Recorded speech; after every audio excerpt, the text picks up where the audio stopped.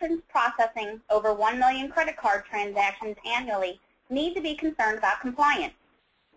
We have 3 speakers with us today: Randy Briggs, Shaker Swamy, and Buddy Coley. Our first speaker is Randy Briggs from Kaseya and is the U.S. Director for Retail. Kaseya has helped hundreds of retail customers achieve measurable and sustained improvements in remote asset management, customer satisfaction, cost savings, visibility control, security, and compliance. Our second speaker is Shaker Swamy from Omega ATC and is the President and Senior Security Strategist. Omega is a widely recognized provider of industry-leading data security solutions that accelerate compliance with PCI. The Omega family of data security solutions is a powerful combination of systems management and security software that simplifies the process of becoming and staying PCI compliant. Our third and final speaker is Buddy Coley from the VACO Compliance and Audit Group. Mr. Coley has an extensive and successful experience in risk-based, cost-effective information security monitoring and guidance for organizations.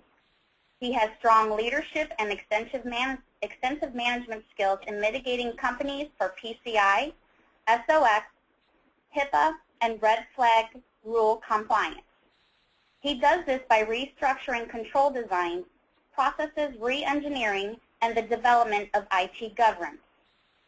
Today's agenda will include: Randy Briggs is speaking how Kaseya and Omega work together to provide the ideal solution for retail security and Kaseya's global presence.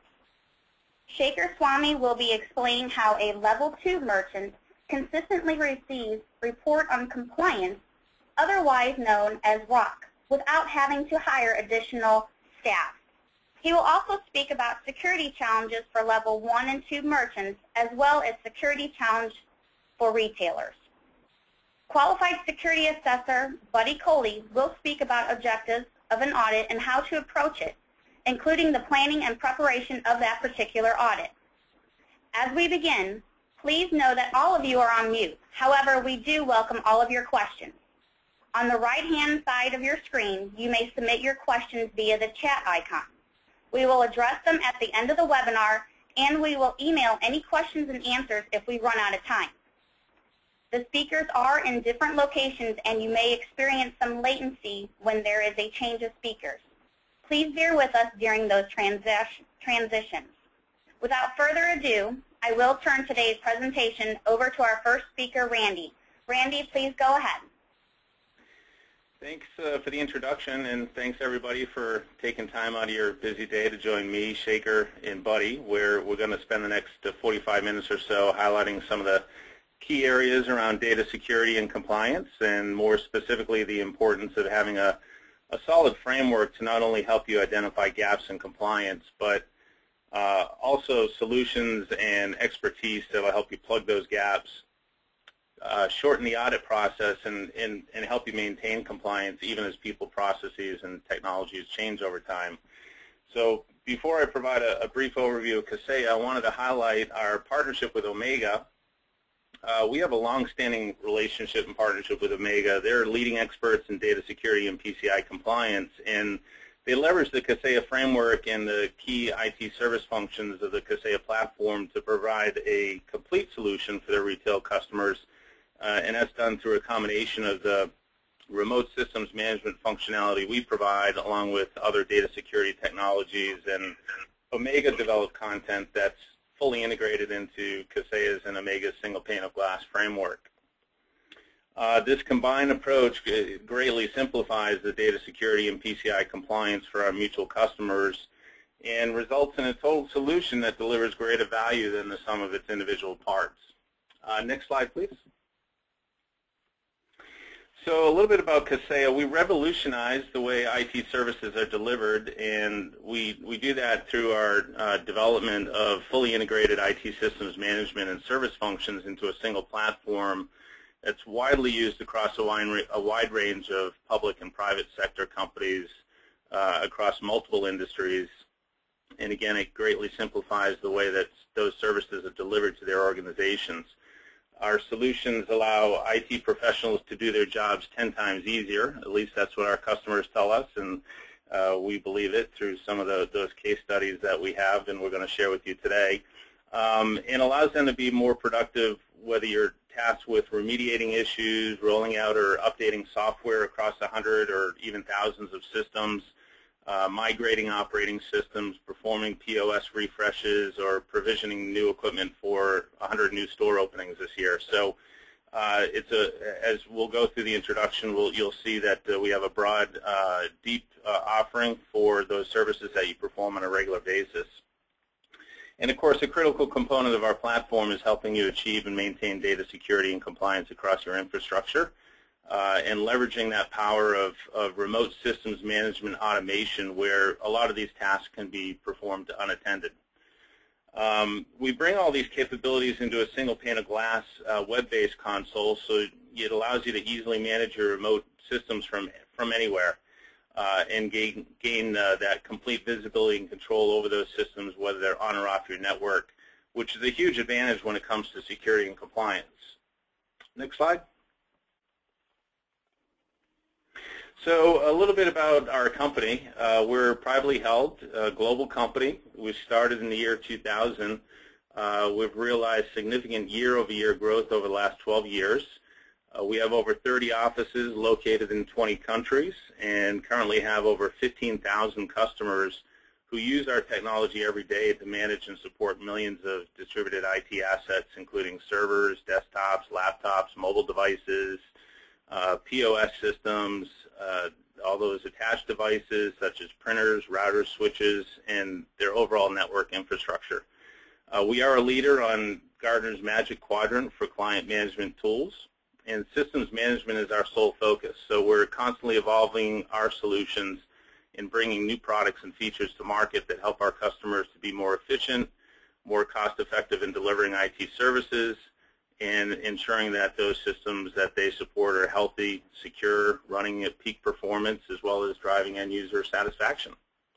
Next slide. So to talk about our vision is really to provide enterprise-class IT systems management for everybody.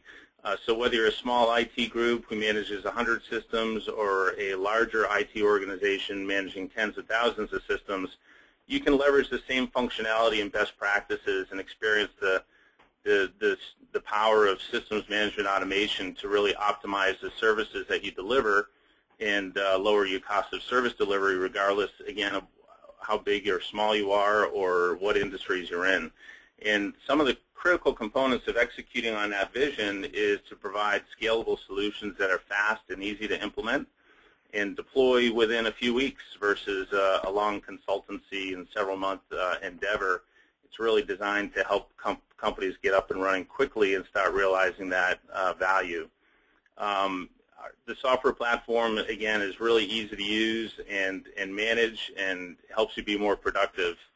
And we also, to execute on that vision, we have to make it affordable and be able to fit your budget. So we have a lot of different ways that you can procure this and, again, bring this solution in-house and support it in-house, or we also offer this in a SaaS hosted model as well.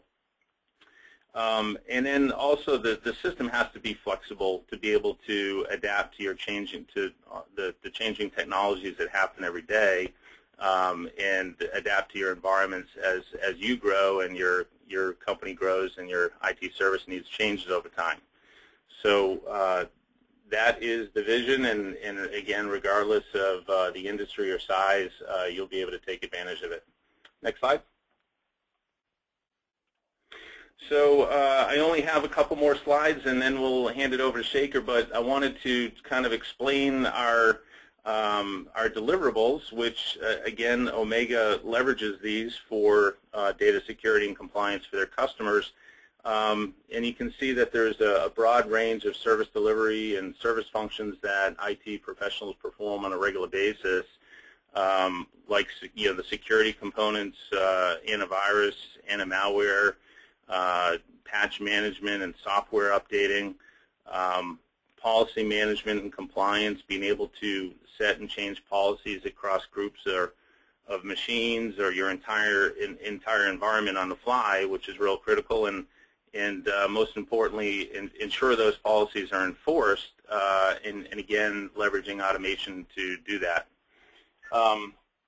If you look at asset management components, which is another critical component, oftentimes people will say, you know, we really don't know what's out there, or new machines get provisioned and the communication lapses in terms of where those devices sit, who owns them, how they're configured. So asset management obviously is an important part where we help you discover all of your assets, taking complete inventory and how those systems are configured, bring that information to your fingertips so that you know what's out there at all times, and if there are any configuration changes that happen in your environment, to be able to alert and notify you. Business continuity to ensure systems are running and you're able to recover quickly from an event. All these components are critical to managing your systems, and security and compliance is making sure that that's maintained, and the ability to proactively monitor and remediate issues as they occur. So why is this all important? Well, I think both Shaker and Buddy would agree that not only does it make your job 10 times easier being able to integrate all these functions and have all this information at your fingertips, but also it makes it easier to achieve and maintain compliance and keep the ISAs and the QSAs happy as well. Next slide. So another important deliverable on our solution is that, you know, critical to the success of remote systems management is the content that you're able to leverage within the framework. And you know, this usually will get built out over time, and you know, it takes a significant amount of effort to tweak and get up and running and start realizing value. And we've taken all of that and shortened this process by delivering best practices content for you out of the box. This helps you get up and running quickly, and it also allows you the flexibility to tweak this content or build your own as needed. And this content comes from our years of experience as well as our customers' experiences in managing distributed assets and the mix of devices and operating systems and configurations that you're faced with as potential challenges when you're performing routine maintenance or deploying software, providing help desk services, pretty much all the services you provide on a daily basis. And Omega adds additional value, leveraging their expertise in data security and their ability to help their customers achieve and maintain PCI compliance and satisfy audits by adding their own content to enhance the solution for their customers and provide a complete solution that's fully configured out of the box to address those security and management challenges we see so often in retail environments. And with that, I'm going to hand it over to Shaker. Randy, thank you very much. I'm assuming you can hear me. Yes. Moving on to the next slide. So a little bit about Omega. Many of you will get copies of these slides separately. So we've been around for 21 years, and we're helping a lot of companies who are level 1 and level 2 merchants become compliant and deal with QSAs when they have to come and do an audit. But the same rules apply to level 4 merchants as well. And there are many level 4 merchants who are moving up to a level 2. And I'll explain all these things to you as time goes on through this presentation.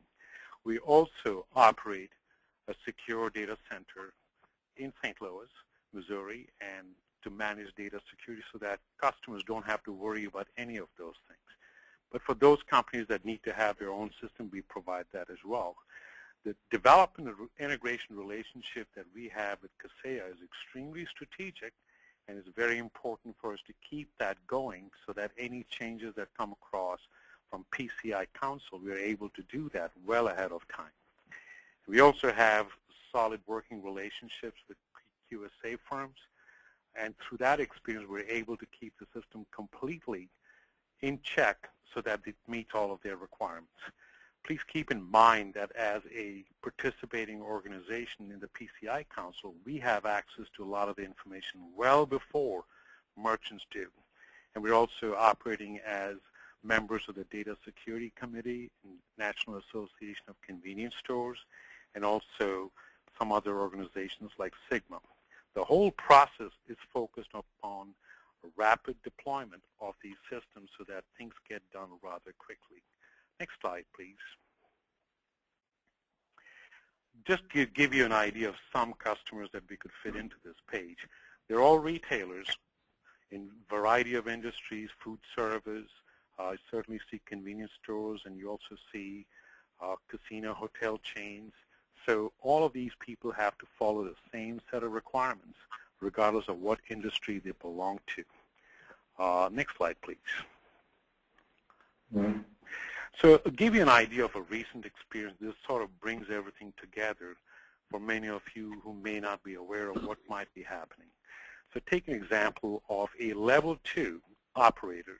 A level 2 is someone who processes over 1 million transactions of either MasterCard or Visa. It's not the combination of all cards, it's individual cards. Once you become a level 2, then you really have to pay a lot more attention to compliance requirements imposed by qualified security assessors. In this case, it's a 150-store chain, and they had to deal with Amex because they wanted them to support their compliance requirements. Then they engaged a Trustway, which is a qualified security assessment firm that was recommended by Amex. Once that happened, they identified 68 gaps.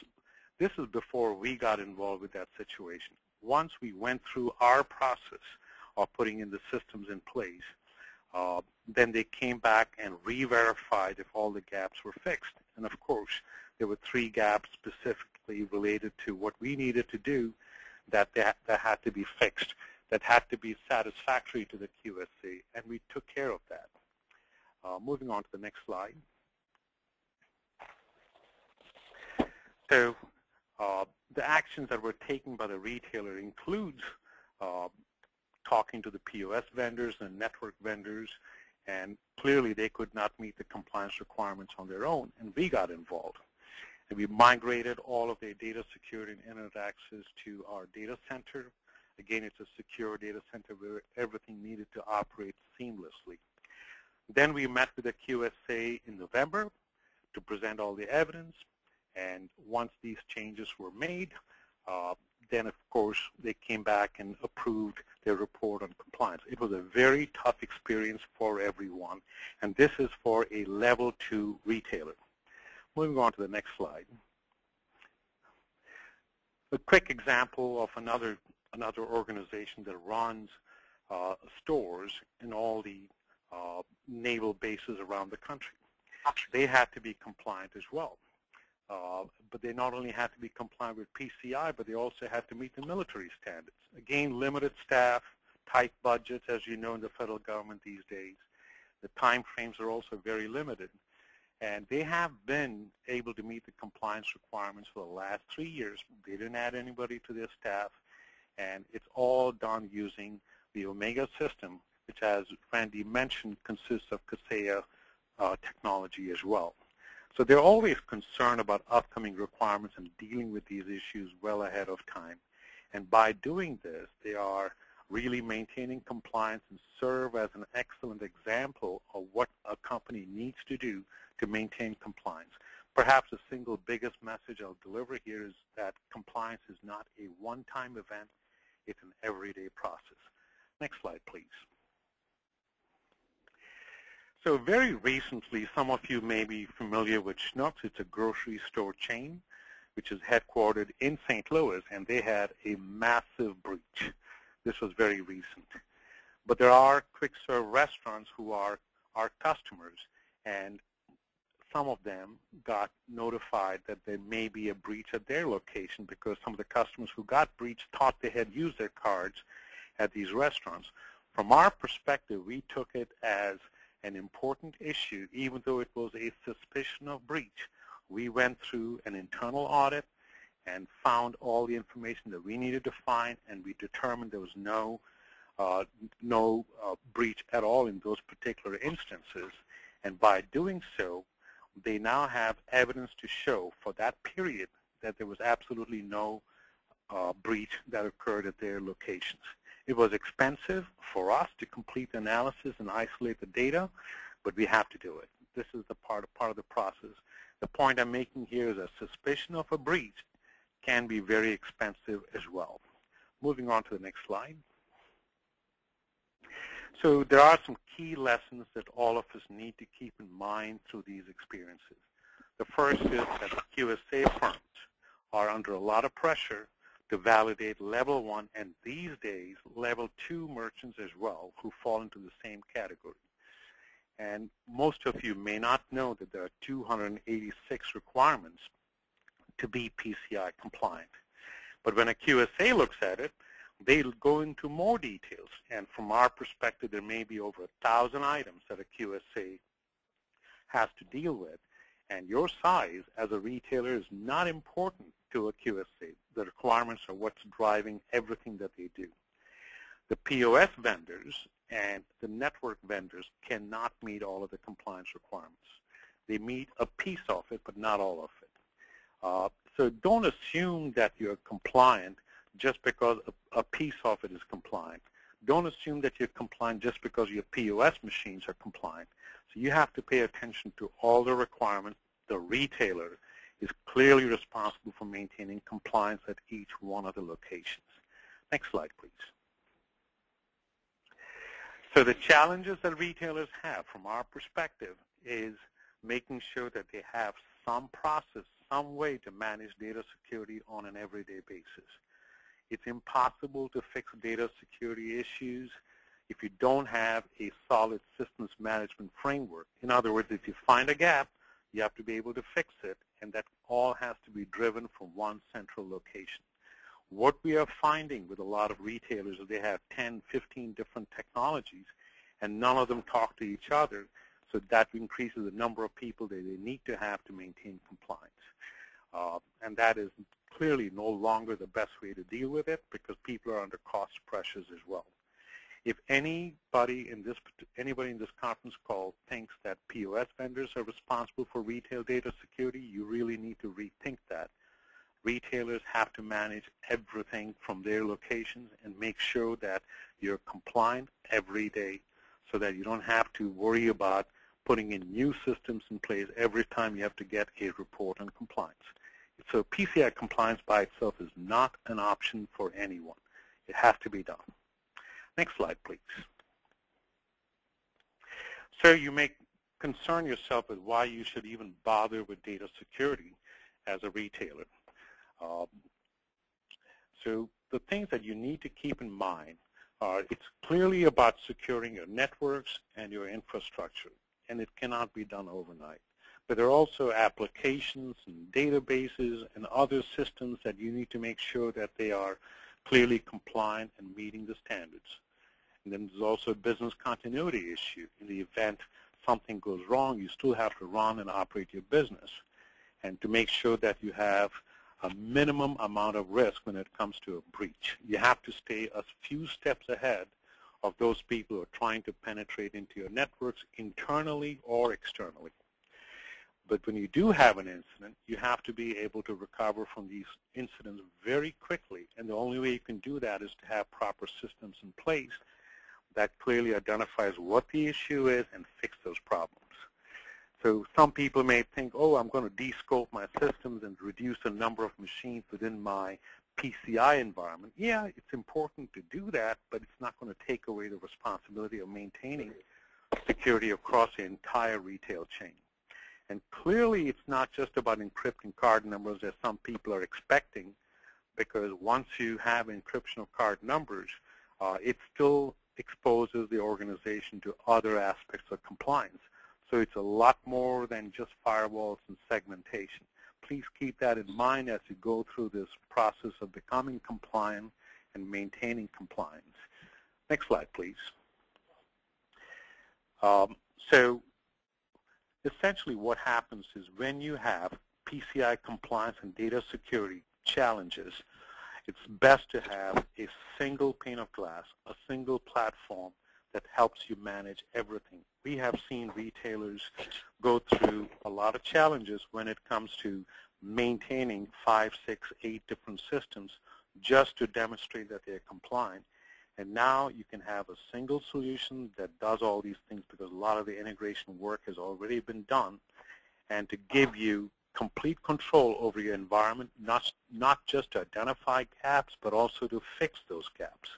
So when you manage a total environment in a retail establishment, you have point of sale systems, back office systems, firewall devices, other devices and servers, and obviously internet access and security is critical in this environment. So you have to manage everything and to be able to generate what's known as forensic data, which are all the details and events that are generated by your systems at the stores, and bring it all together into one central location. Moving on. Next slide, please. So I'm not going to give you a detailed explanation of all the things that you need to be worried about. So there are systems management aspects that you really need to pay attention to. A simple example here is software distribution, making sure all pieces of software are up to date and compliant, and to be sure that you're able to log all the tickets. In a ticketing system, they're all components here. When it comes to data security, which is a layer on top of the systems management, simple things like password management, making sure that you have a policy to manage changes to passwords every 30 days or every 90 days, whatever you require, and to be able to change it on demand. Another example is wireless intrusion prevention. Some people might say, gee, we don't have wireless access in our stores. Why do I need it? Well, it's the idea of preventing rogue wireless access into your systems. Today, a Windows 7 system can become a wireless access point as well. So you need to watch for these things. Another example is patching of systems. Exposing your systems to the internet to apply patches is not acceptable to a lot of qualified security assessors. So doing it from within a closed environment is what's important. And of course, there are many other aspects of data security. I've just listed out a few here.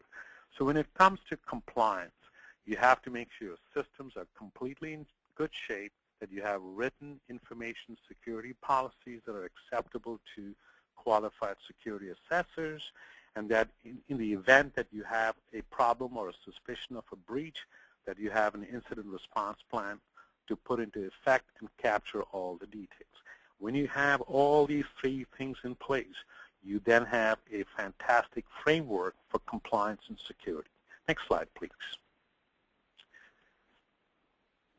So the return on investment in a lot of these areas, as we have seen, is once you have this sort of a solution in place, 90% of the problems disappear. Everything functions smoothly, and you can do it with as few people as possible, because compliance, security, systems management, everything comes into the same group that can initiate actions to manage these systems. You can automate a ton of tasks and set it and forget it and completely log everything so that you don't have to go to 10 different locations, 10 different systems to identify any aspect of your system. It's all there in a singular platform, centrally located. Has to be scalable. There are companies that operate 50 stores. There are companies that operate 500 stores. The same system applies and totally scalable. And manage all the 286 controls. We don't really know exactly 3.0 how many controls it's going to have, but it is going to grow.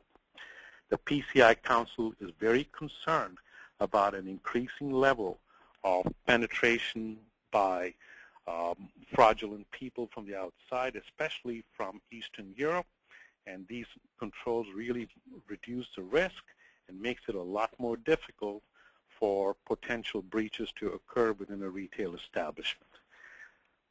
Moving on. So I'm going to introduce you to Buddy Coley, whom I know. He is a QSA, or a qualified security assessor, and he sees all sorts of issues. And I'm confident that through his words, you have a better understanding of exactly how to manage the compliance process and to keep your systems compliant. Buddy, turning it over to you. Good afternoon, everyone, from sunny Orlando. We're delighted to be with you this afternoon participating in this seminar. Three things that I'd like to accomplish in our time this afternoon.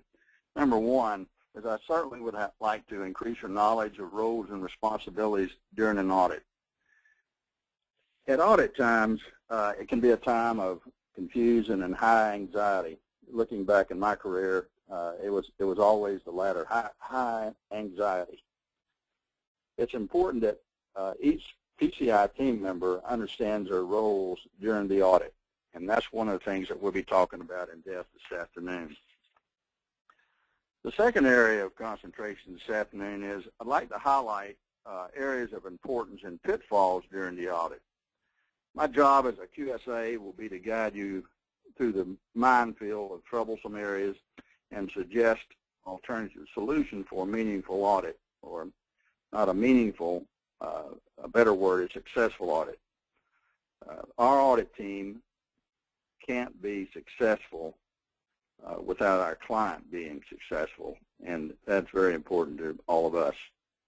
A third area of concentration this afternoon is I would always like to see in our audit team members a sense of urgency in planning your audit. You've probably heard the old saying, if you fail to plan, you plan to fail. So how true that is for the audit. That's a very important phase right there, and keeping your sense of urgency as you go through this will keep everybody on track. Always maintain your sense of urgency through the audit, and keep your eye on, especially on the time and different processes as we go through this. Next slide, please.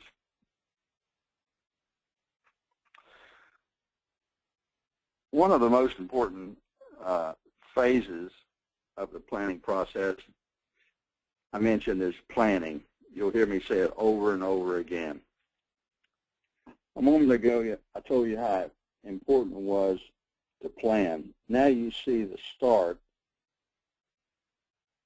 of a building a successful audit plan. This vision of the plan will become more important as you start to go through it. One of the things that I want you to do is always leverage the audit team's knowledge.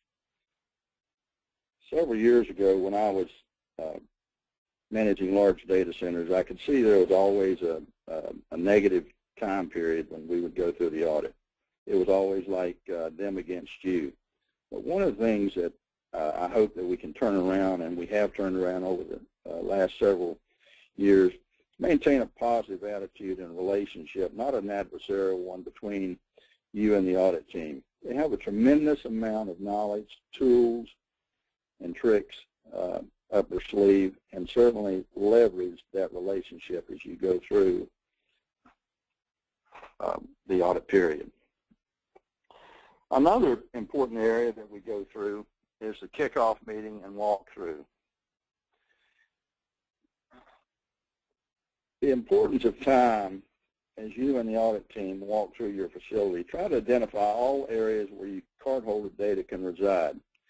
Many times as we're going through these support areas and through your facility, a lot of key areas is overlooked and sometimes just forgotten, period.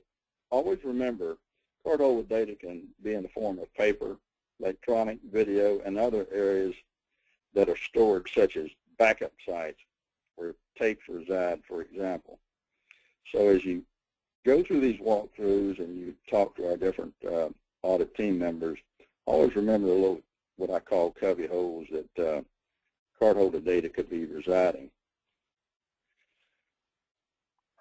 And also, one of the important areas that I'd like to talk about is meet the PCI team and the project managers.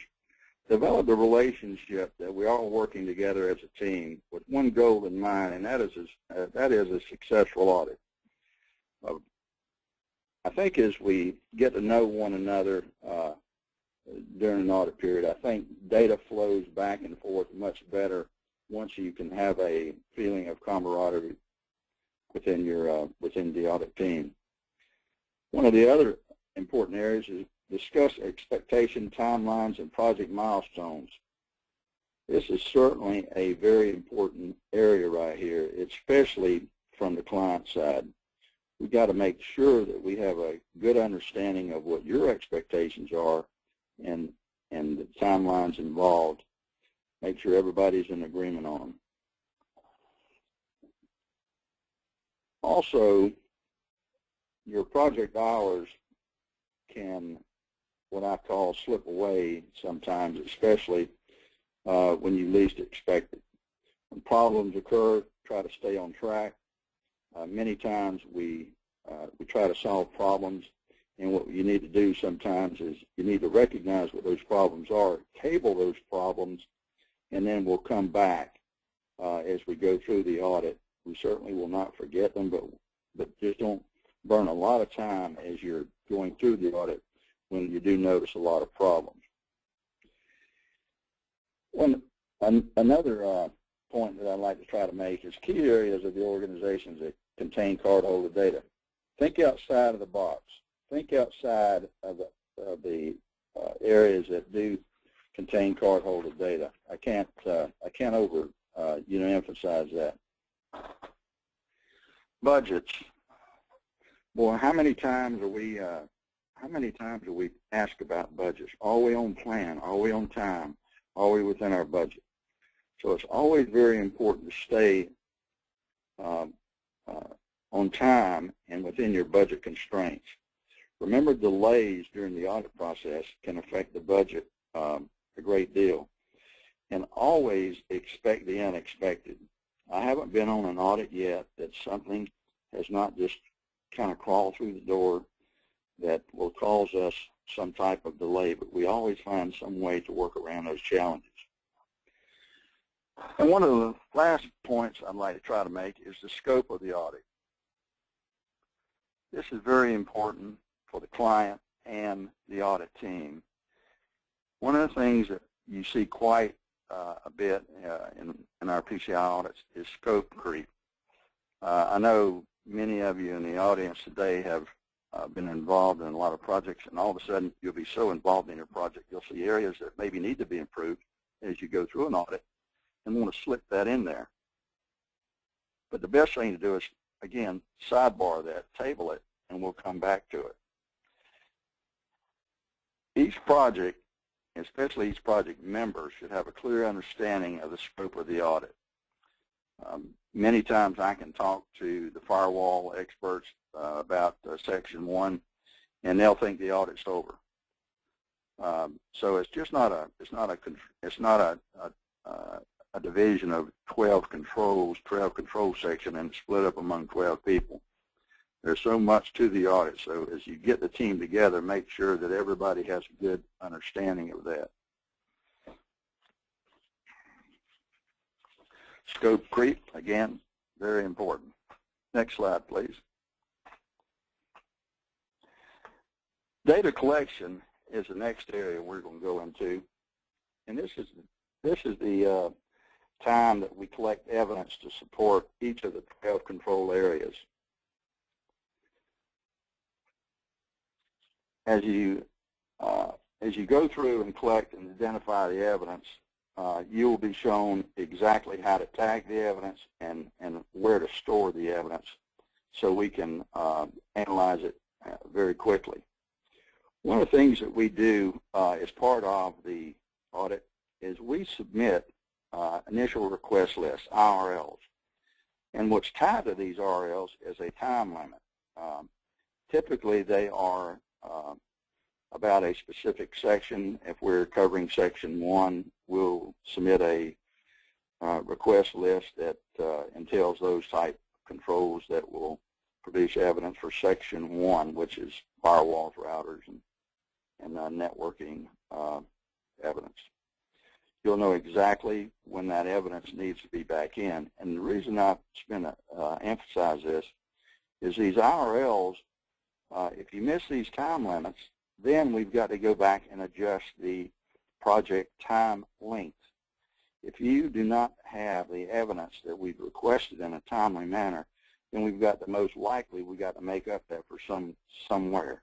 Or we're going to take away time, or we're going to gain time. In in most instances, unfortunately, we have to add time because of delayed staff members, delayed resources. There's a myriad of reasons why that can cause us quite a bit of problems. So submission of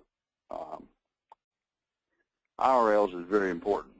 One of the other areas that we work with our customers is we produce a scoping document. A scoping document typically consists of several key areas. It gives us insight of what the environment is like. It's important that you try to answer, especially this document, because it can certainly lead to errors, in our decision making as we go through trying to determine the accurate scope of the project. Cardholder data flow. Cardholder data flow. This is a foundation document that we certainly need to have.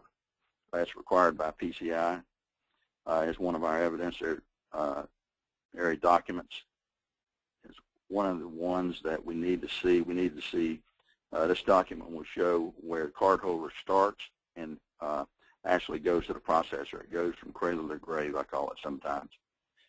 Next item, we asked a lot about your software architecture. We want to look at those diagrams. That tells us a lot of information.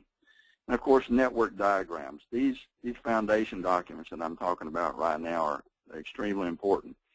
As you go through this data collection with your QSA, if you don't have these documents, and many of our customers, this is the first time they've ever gone through really an audit such as this. And sometimes they just don't have it. And if you don't have it, just tell the auditor we don't have it. So we'll have to come back and put a placeholder in its place and figure out what we've got to do to get around those type of deficiencies. Next thing, another area that we look at is database schemas and file formats. That just tells us what your data is looking at. The last three items that we have on this slide is the policies, IT procedures, and development policies. All three of these really tie together as we go through the audit process, because each controls many times requires a policy to within the control, and also they want the procedure, the IT procedure, explained. So all of them are very important. Next slide, please. The consultant responsibility. I've kind of hinted at just a few minutes ago what my job is, and that's to guide you through the audit process. And one of my foundation pet peeves is there's no crazy question. So I have a lot of executives all the way through very technical people asked all kind of questions, so there's none out of bounds, because we certainly want to make sure that you have a good understanding of what is being asked of you. The technical analysis, we'll be going through running a lot of automated tools, and we'll be analyzing a lot of your processes. Now, one of the things that happens quite a lot is sometimes we'll ask the same question multiple times, and sometimes our customers bring that up and they say, haven't you asked that before? The reason that we're asking that question probably multiple times is because you have given a not very satisfactory answer where it needs to be clarified a little better. And one of the most important things is I want us to, as we get together with our clients, I want you to feel like that we're an extension of your staff. Again, this gets back to our culture, and this is just not about a QSA coming in, checking the block, and holding you accountable for it. What we want to try to do is work through the audit process with you, certainly transfer knowledge with you, and make you a successful client. Now, client responsibilities. One of the things that we see quite often fall down is staying on track with these subject matter experts with our clients. We see all kind of myriad of reasons that we'll schedule interviews, and the firewall guy has a problem. There's a myriad of reasons that the subject matter experts have trouble sometimes staying on track. So it's very important. Documentation, I've mentioned that before, and certainly the documentation. If you have, if you can only produce what you have, and then we'll make an analysis of is that sufficient for the controls that we're looking at. And establish communication guidelines. What this slide is right here is at this particular point, the QSA will define who is the lead QSA. You could have 2 QSAs on your site. You could have multiple team members, but one of those will be the lead, and he or she will direct the audit from a management standpoint. Also, we will be identifying the client contact, and this is very important. It's important that we don't waste the client's time going to individual staff members asking for evidence. So we all work it through the client contact. And also we establish the methods that we will communicate, whether it be through cell phone, email, VPN, whatever method we decide to use, everybody will use that method, and that way it will we'll stay on track with each other. You know, again, I want to just give you the feeling that we're here to be to work with our clients, and for them to be successful, they've got to communicate and work well with our PCI team members, and that's what is the goal of this audit. So I'd like to turn it back over.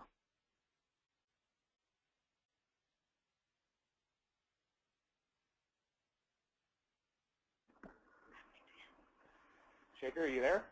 I'm here. So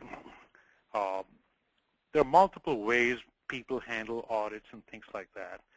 So the real issue is, if a breach occurs at one of your stores, do you know what to do and how to deal with all these issues when it hits you? The second question really is, if you have to get a PCI audit done, do you know exactly what to do to prepare for it and to have all the evidence collected so that your audit time becomes rather short? And the reason for all of these things is it's not something that you can do it overnight. It does take time. So the question really becomes, do you want to wait till an auditor comes in and identifies all the gaps and then you act on it, or do you take care of all the things that you need to do ahead of time? Or if you look at your acquiring bank and they want you to show proof of compliance, do you really have all the proof?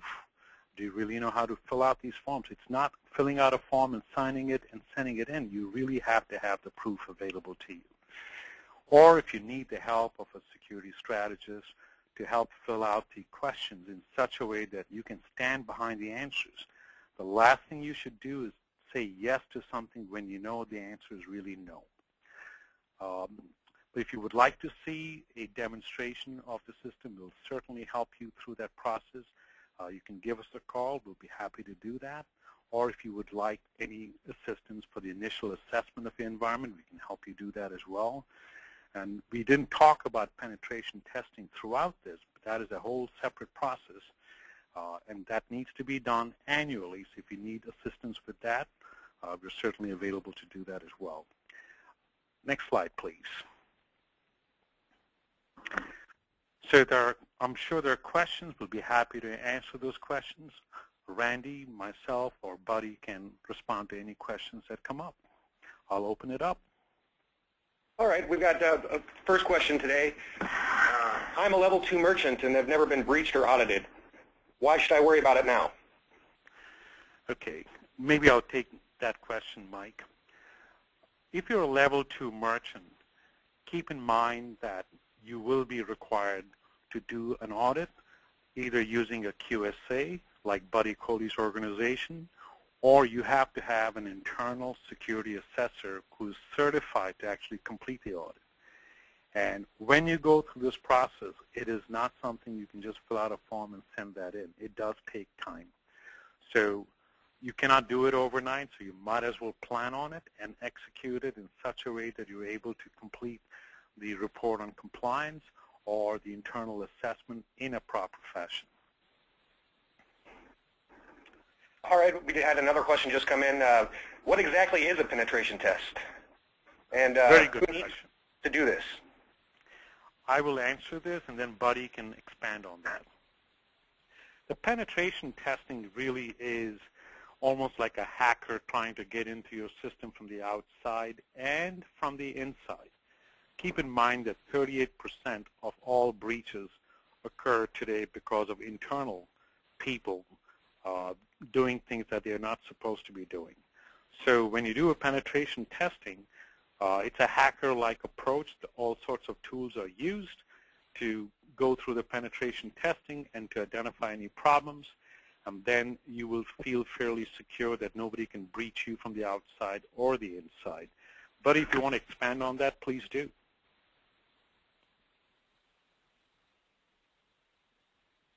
That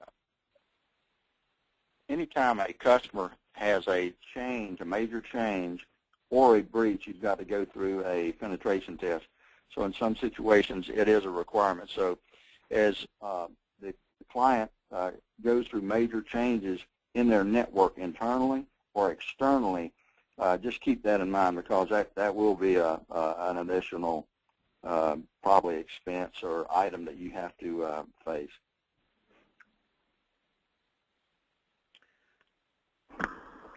All right. Any other questions? No, I think that's it. That concludes today's webinar. We will be sending a link to the recording of today's webinar via email to all participants, and it will also be hosted on omegasecure.com. Thank you very much for joining us today, and have a great afternoon. Thank you. Thank you.